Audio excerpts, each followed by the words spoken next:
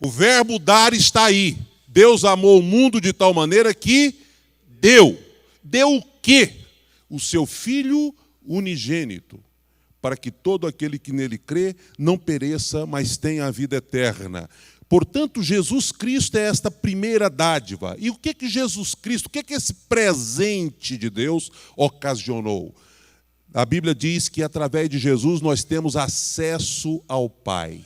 O véu foi rasgado. O Santo dos Santos, que representa e simboliza a presença de Deus, ficou agora acessível. Você pode chegar lá. O escritor aos Hebreus diz: tendo, pois, intrepidez de entrar no Santo dos Santos. O véu rasgou. A nossa salvação foi garantida. A reaproximação com Deus aconteceu. E esta é a primeira dádiva. A segunda dádiva está em Atos 1:8, que eu acredito que também já sabemos de cor.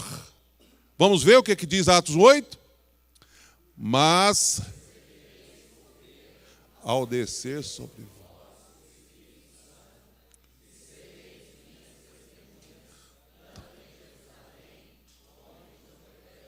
Samaria e até os... Amém. Tanto em Jerusalém como em toda a Judéia, Samaria e até os confins da terra. A segunda dádiva preciosa, prometida por Jesus, que visa o nosso enchimento, é o Espírito Santo. Recebereis poder ao descer sobre vós o Espírito Santo. Mas eu queria aproveitar este momento para fazer uma pergunta. Para que esse poder? Por que a igreja precisa desse poder? Por que eu haveria de querer esse poder? É interessante a gente fazer essa pergunta, porque muitas vezes nós não sabemos fazer o que convém com o poder que temos. Será que eu receberei poder para realizar milagres visando a minha popularidade?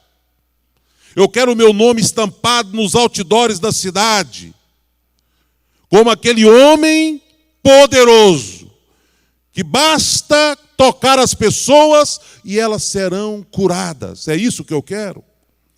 Mas, na verdade, não é isso a proposta da Bíblia. O que a palavra diz é que o poder que eu vou receber tem outra finalidade. É poder para servir e para testemunhar. E aí muita gente não quer esse poder. Ah, não, eu pensei que eu ia ter o poder para eu usar de uma outra forma.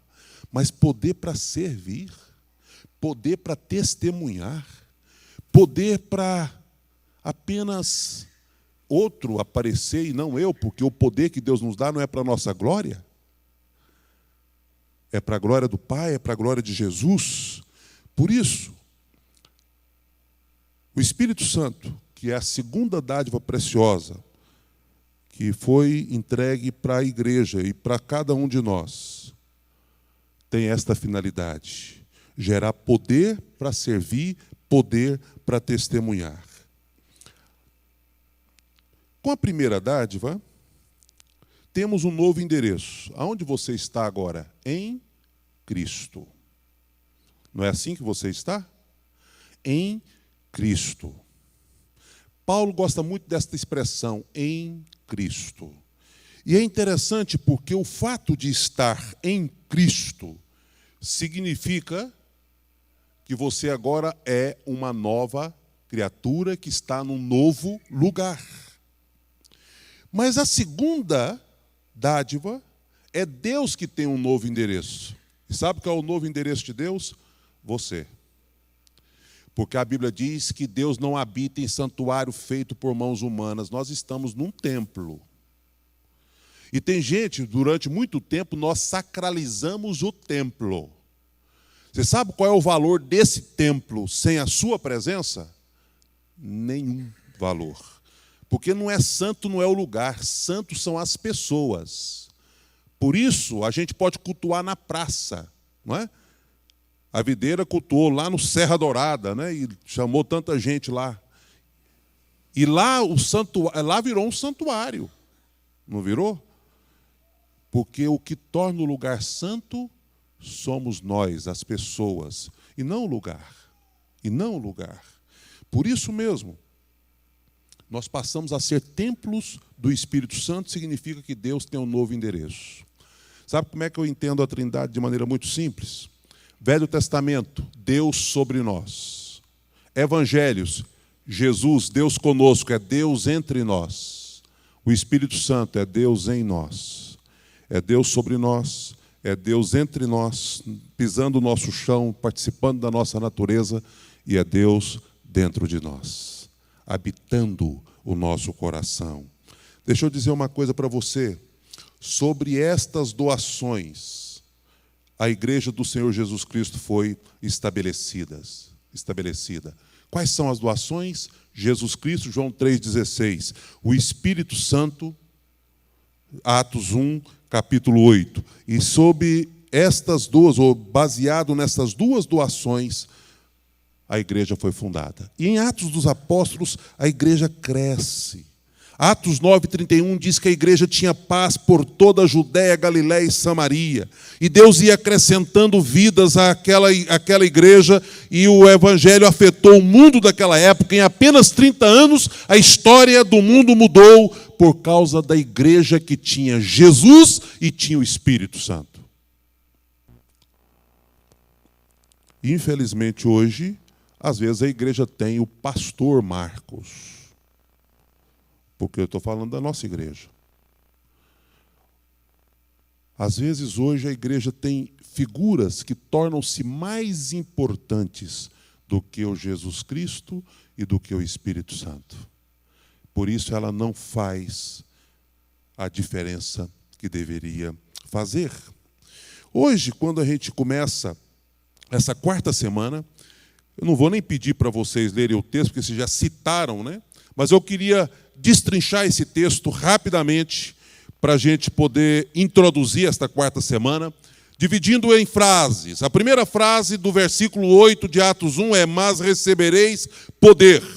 Missões começa no poder do Espírito Santo. A igreja vai fazer diferença na cidade, no estado, no país e no mundo se ela tiver o Espírito Santo. Ele é o chefe de missões. Ele é que dirige, ele é que motiva, ele é que impulsiona, ele é que leva a igreja a cumprir a sua tarefa em todas as dimensões. A igreja que tem o Espírito Santo, ela tem visão evangelística e missionária. Se a igreja quer fazer missões, mas não tem o Espírito Santo, o resultado é fracasso total. É impossível fazer a obra de missões sem o poder do Espírito Santo. Mesmo que na liderança tenha gente capacitada, cheia de ideias, faça uma agenda, bastante programações, muita estratégia, sabe como é que as coisas vão fluir? Se tiver o poder do Espírito Santo.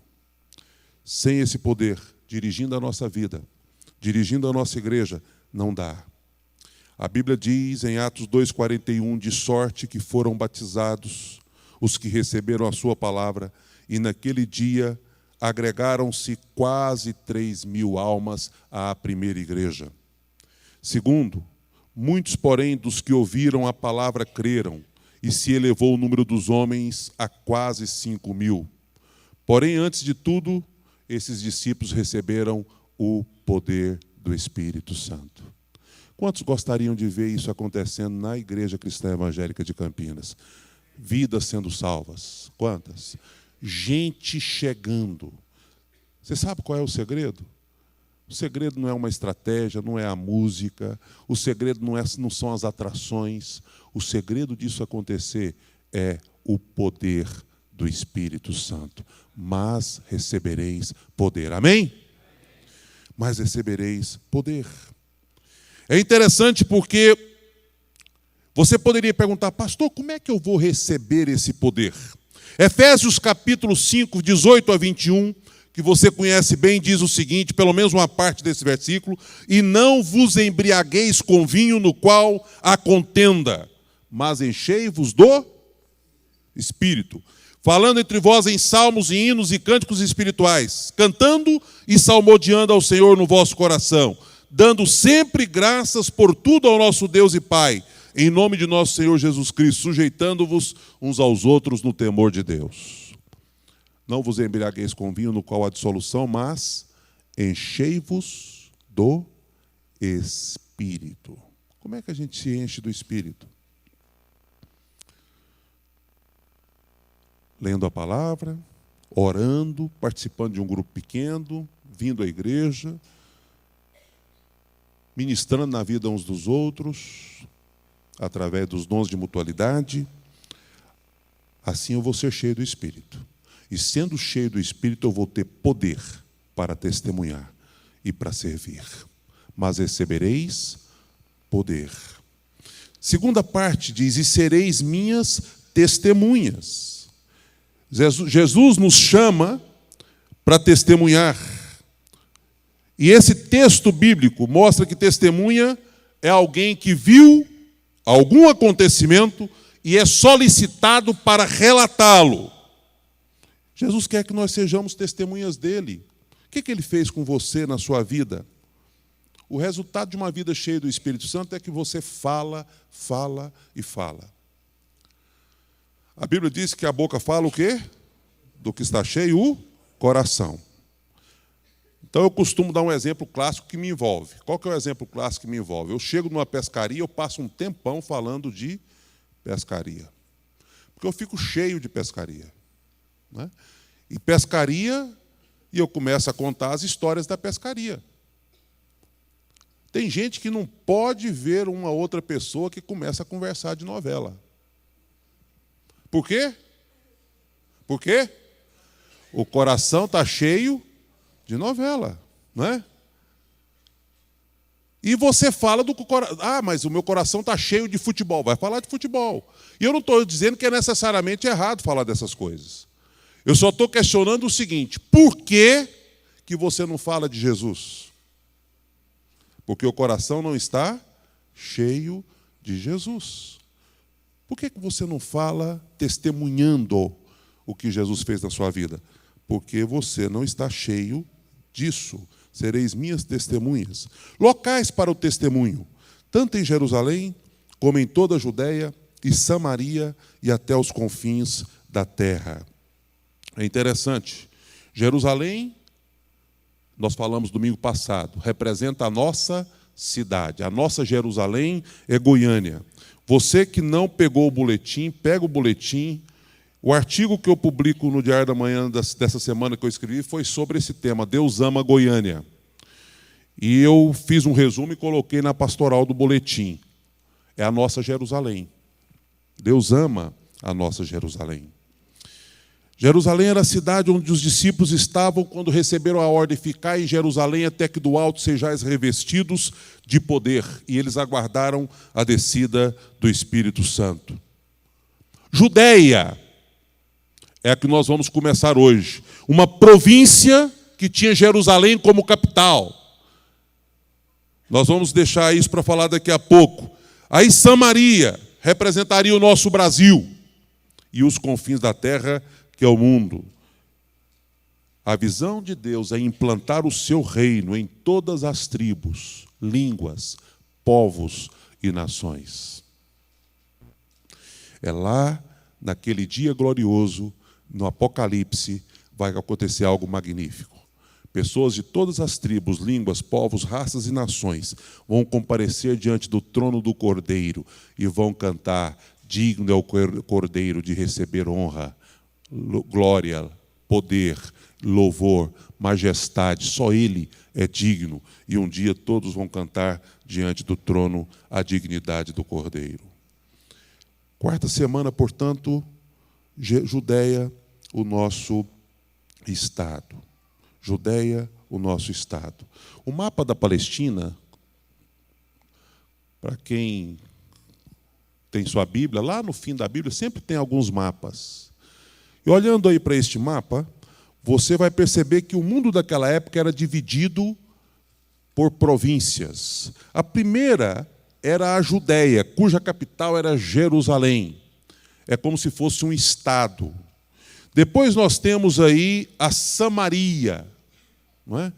Que é uma outra província, com mais um conjunto de cidades. Depois nós temos Decápolis, que fica do lado de lá do Rio Jordão, e Decápolis seria, esse próprio nome já indica, né, um conjunto de 10 cidades. Foi ali que aconteceu a expulsão daquele demônio, ou daqueles demônios do Gadareno, em Gerasa ou Gadara. Depois nós temos a Galileia, né, onde Jesus passou a grande parte, ou a maior parte do seu ministério. Ele ia à Judéia para as celebrações e para as festas, participava de algum evento, mas ele gastou 70%, 80% do seu ministério na Galileia. Galileia dos pobres, Galileia dos necessitados, Galileia dos carentes. Geralmente, mesmo nessa época, a zona sul é a zona mais nobre. É na Galileia dos gentios. É na Galileia onde estavam as pessoas carentes e onde Jesus plantou o ministério de maneira um pouco mais focada, o tempo foi mais gasto naquele lugar. A pessoa, quando não tem dinheiro, ele pede oração. Quando tem dinheiro, ele compra uma passagem aérea e vai tratar no exterior. E lá na Judéia eles não precisavam, tinha bons planos de saúde, resolvia os problemas deles com a grana. Mas Jesus foi para a Galileia, no meio dos carentes, realizar grande parte do seu ministério em uma outra província que tem ali. E nós temos ainda, pequenininha ali embaixo, a Pérea, que é uma outra província. Portanto, quando a gente pensa nesse mapa da Palestina, dá para dar uma ideia do que o Atos dos Apóstolos está nos ensinando, tanto em Jerusalém, como em toda a Judéia, Samaria e até os confins da terra. E aí você vê em próprio Atos dos Apóstolos, parece que o capítulo 1, versículo 8, é uma divisão do livro. Porque os judeus espalham-se, pregam o evangelho fora dos limites de Israel, e depois o apóstolo Paulo faz as viagens missionárias e o evangelho alcança o mundo daquela época. Vamos citar aqui, já dentro dessa nossa ideia de orar pelo Estado, que vai começar a partir de hoje e vai até o próximo sábado, seguir o exemplo de 2 personagens do Novo Testamento, o próprio Senhor Jesus e depois o apóstolo Paulo. Leia comigo Mateus 11, versículo 1. Pode ler aí, está aí projetado. Vamos lá? Depois que terminou de instruir seus 12 discípulos, Jesus saiu para ensinar e pregar nas cidades da Galileia. Olha aí a Galileia, né? Mas você percebeu que ele primeiro instruiu seus 12 discípulos. Primeiro instruiu os seus 12 discípulos. É papel da igreja. Sabe para que a gente vem aqui? Aqui é o quartel-general. É o lugar onde você precisa ser animado, encorajado, receber informações, ser alimentado pela palavra. Mas não é aqui que você exerce o seu ministério. O seu ministério tem que ser exercido de fora das 4 paredes, na repartição onde você trabalha, no comércio, na escola, na família, entre os vizinhos.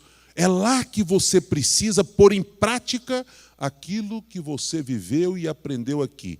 Primeiro, Jesus instruiu os 12, ensinou, e depois enviou-os, ou então depois eles foram de cidade em cidade na Galileia praticar aquilo que tinha sido ensinado.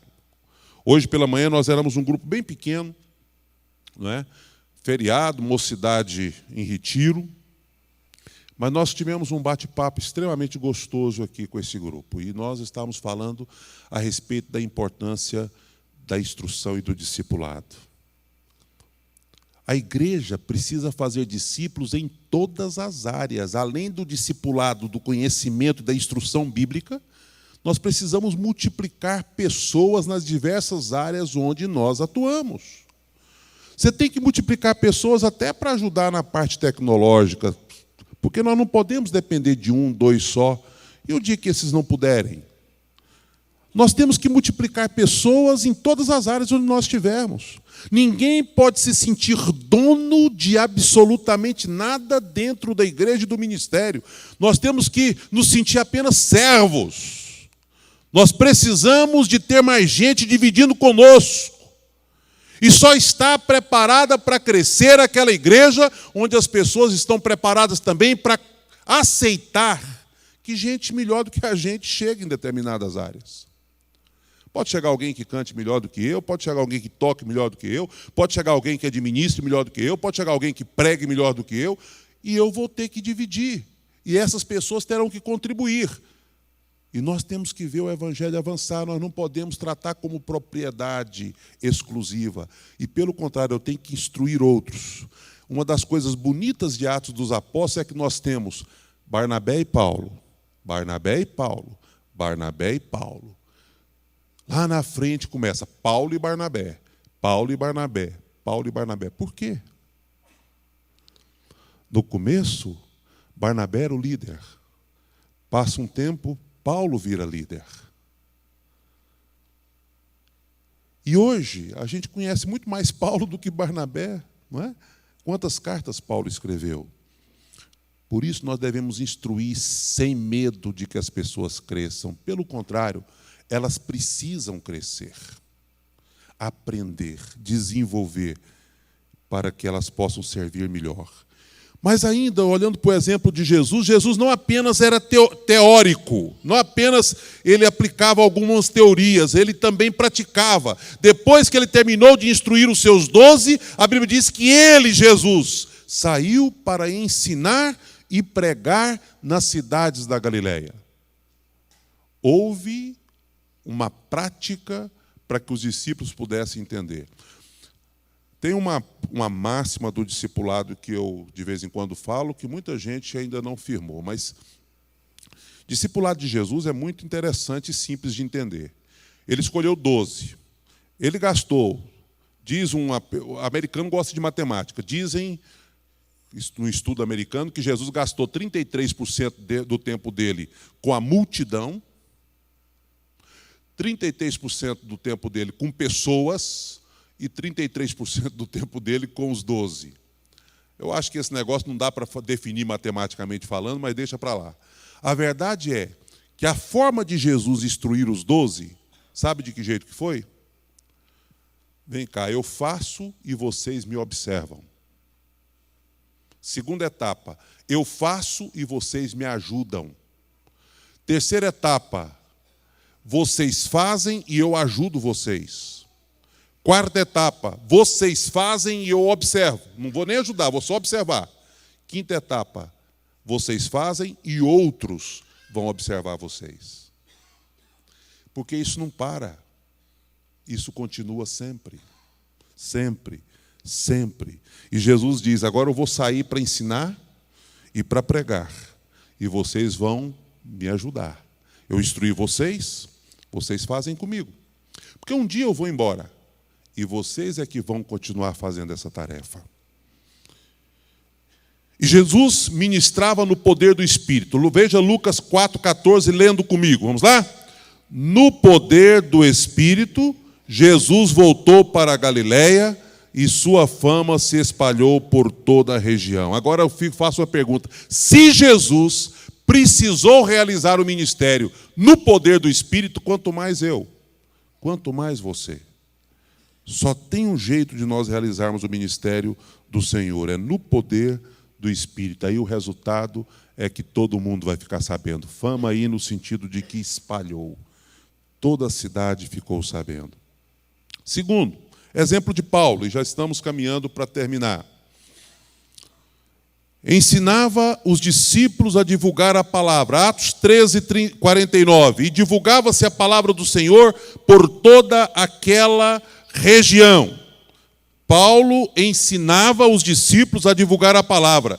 E aí o texto, divulgava-se, não ficou só na teoria. Paulo também era prático na divulgação do Evangelho do Senhor Jesus. E para isso ele visitava sucessivamente as regiões. Atos 18:23, visitava, aliás, havendo passado ali algum tempo, saiu atravessando sucessivamente a região da Galácia e Frígia, confirmando todos os discípulos. Interessante, Paulo chegava, plantava uma igreja.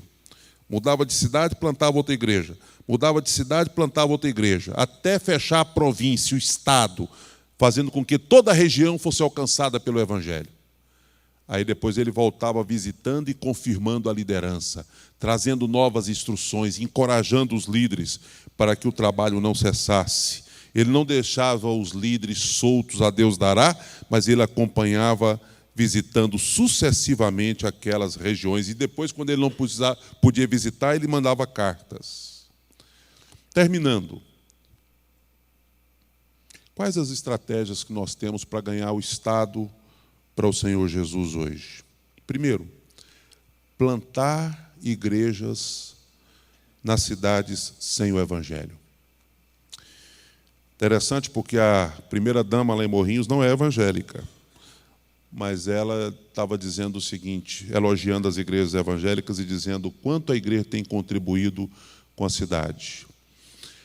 Na campanha que nós fizemos o ano atrasado, no encerramento desta campanha, me pediram para pregar e vieram outras igrejas representar lideranças representando outras igrejas vieram ao culto. E eu estava dizendo que muitas vezes a gente tem uma voz profética que precisa ser dito para a cidade, para o país, para as autoridades, aquilo que a Bíblia nos manda dizer. Ontem preguei sobre João Batista. João Batista, ele não tinha nenhum compromisso com grupos. Por isso, ele como profeta, ele não saiu da linhagem dos profetas, representado por Anás e Caifás. João Batista não saiu do palácio. João Batista saiu pregando no deserto, comendo uma comida esquisita. Mas sabe o que o João Batista fez? Ele pregou o Evangelho. Doa em quem doer, mensagem profética. Ele condenou Herodes, o rei, pelo que ele estava fazendo. Mas criticou os soldados porque eles se vendiam também. Criticou Roma porque os poderosos ganhavam dinheiro para Roma e subjugava o povo de Deus ali em Israel e na Judéia. Ele tinha palavra profética, mas ele era um homem humilde. E sendo um homem humilde, ele queria que Jesus Cristo crescesse. Ele disse, aquele que vem depois de mim, eu não sou digno de desatar a sandália dos seus pés. Importa que ele cresça e que eu diminua. Eu não sou a luz é ele. E depois da minha pregação, esta primeira-dama usou a seguinte expressão: criticam porque tem igreja surgindo todo dia, toda hora, em todo lugar. Mas eu quero dizer que a igreja tem sido útil demais ao nosso governo. Tirando meninos de rua, porque hoje tem uma casa-lar que é liderado por uma liderança cristã lá na cidade. Cada vida, prefeito, que se converte é uma chance de ter uma família restaurada. É a chance de alguém que usa droga parar de usar droga, porque Jesus pode trazer libertação. De um viciado em álcool poder largar o álcool, porque Jesus é suficiente para ele. Portanto, se nós não fizéssemos mais nada a não ser pregar o Evangelho, mesmo assim, o Evangelho já faria uma grande diferença na cidade, no estado e no país, a partir do momento em que a mensagem transformadora de Jesus pode mudar o perfil das pessoas, o comportamento das pessoas, o caráter das pessoas. Mas não basta só isso, a igreja tem que também participar, fazer o papel dela, cumprir suas tarefas como agência de Deus, braço de Deus, para trazer esperança, para trazer alegria, para trazer saúde espiritual e emocional para a vida do povo. Plantar igrejas é uma tarefa fantástica. A nossa igreja tem por vocação isso. Igreja que eu digo denominação. Quantas igrejas são filhas da Igreja Cristã Evangélica de Campinas? A gente não primorou pela ideia de conservar uma igreja só. Não é uma questão de estratégia, não condeno quem faz isso, não. Cada um tem a sua estratégia e todas são válidas. Mas nós saímos plantando igrejas.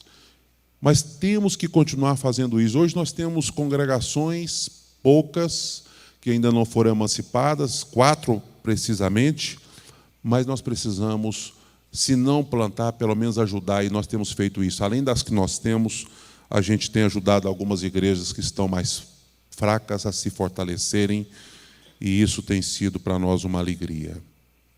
Segundo, igrejas maiores ajudando as menores.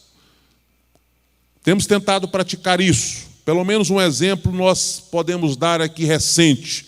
Ajudamos por um período de tempo a igreja da Vila Santa Helena. Ajudamos atualmente a igreja em Bela Vista. Não tem nada a ver conosco, não é congregação nossa. Não fomos nós que plantamos. Não é fruto de uma visão desta igreja. Mas a igreja passando por dificuldade, nós fizemos um projeto, uma de um ano, essa outra também já está passando, já está completando um ano, em que a gente ajuda para que elas se fortaleçam, saiam deste momento de fraqueza e possam ser fortes e cumprir o papel. Terceira estratégia, parcerias com agências missionárias. Você fala assim, quantos missionários a Igreja Cristã Evangélica de Campinas tem? Em parceria, vários. Alguns em preparo no seminário, outros já no campo, como é o caso da Keile, em Moçambique. E nós temos ajudado em parcerias com a denominação e com agências missionárias para que esses missionários que estão no campo possam cumprir a vocação que Deus lhes confiou. Termino com esse último slide de conclusão. O desafio de Deus para a nossa igreja é que alcancemos a nossa cidade e também olhemos para o nosso estado e ajudemos a plantar o maior número possível de igrejas nas cidades para a glória de Jesus. Amém? Você acha que nós podemos orar por isso? Sim ou não? É semana toda. Semana atrasada nós fizemos uma escala de jejum e oração via grupos pequenos. A semana passada eu deixei livre. Tem grupos que ainda não fizeram. Ele me perguntou, pastor, mas a gente já está na campanha, como é que a gente faz? Quando a gente divide pelos grupos, a ideia é que naquele dia o grupo faça um jejum específico, focado, direcionado. E que esse jejum específico seja de acordo com as possibilidades de cada um, mas a sugestão é que seja o jejum do pôr do sol. Tá certo? Colocar o estado diante de Deus. E nós temos cada dia da semana um motivo no nosso livro de devocionais. Vamos lá? Quais foram os grupos que ainda não fizeram de maneira direcionada e específica o jejum? Então já temos aqui quase os 7 grupos. Vamos lá? Você pode ficar com qual dia da semana? Segunda. Qual o outro que levantou a mão que não fez? Eliezer, terça? Wilson, quarta. Laís, quinta. Quem mais que não levantou a mão ainda? Luiz Fernando, sexta. E Tiago, sábado. Combinado? Então, o jejum da semana fica por conta desses grupos de maneira específica. Você não vai abandonar o seu, mas de maneira específica. E eu quero terminar orando ao Senhor pela devocional de hoje, começando a nossa 4ª semana. Alguém está com o livro?